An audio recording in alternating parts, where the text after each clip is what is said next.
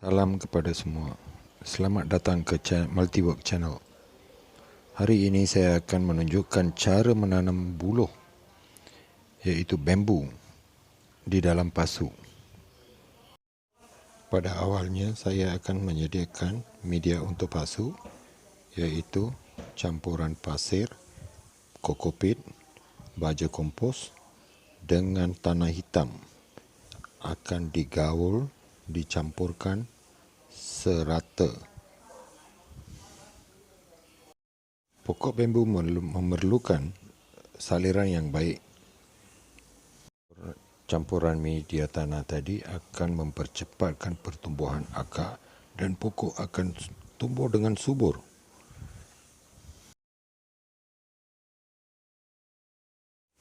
Jom ke video kita melihat cara-cara menanam dalam pasu.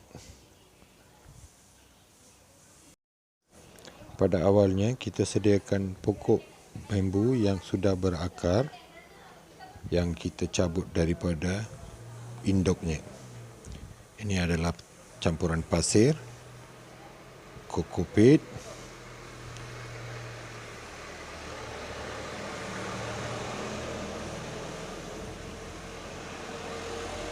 kompos yang disediakan di rumah,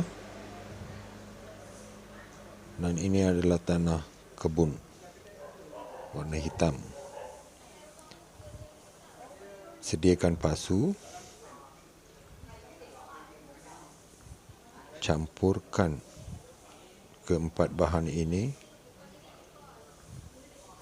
dengan rata. Pada awalnya kita tidak perlu dicampur dengan sebarang baja untuk mempercepatkan pertumbuhan akar.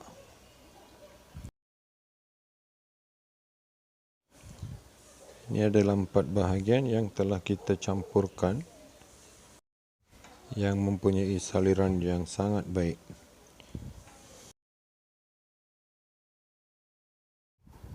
Sebelum masukkan media tadi ke dalam pasu, kita perlu menutup lubang di bawah supaya media tadi tidak mengalir keluar.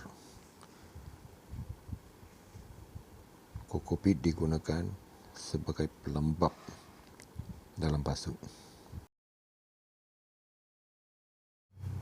Kemudian kita isikan dengan media sehingga separuh pasu. Kemudian kita akan masukkan pokok buluh ke dalam pasu.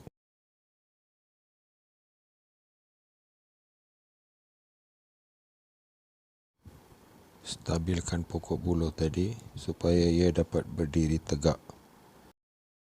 Media yang selanjutnya akan dimasukkan ke dalam pasu sehingga penuh.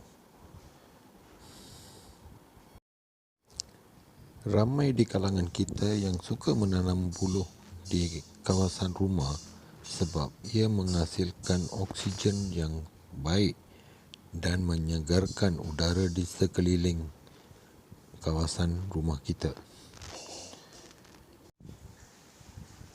Okey, setelah mengisi pasunya dengan media tadi, kita padatkan tanah supaya ruang udara di dalam pasu menjadi kecil dan proses pertumbuhan akar akan menjadi lebih cepat. Sebabkan pokok buluh ini agak tinggi, pada awalnya saya tidak memotong jadikan ia pendek.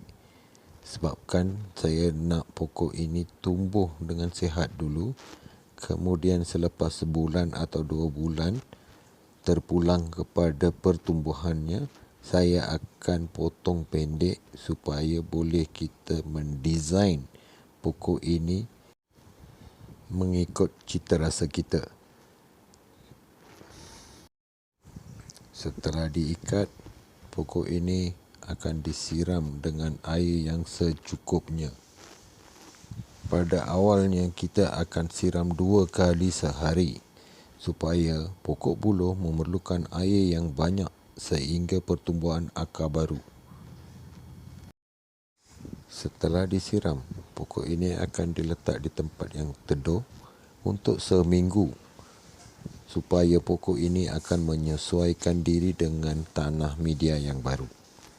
Setelah seminggu, kita akan terus letak di tempat yang panas supaya ia cepat tumbuh dengan segar. Sekian, terima kasih dan jumpa.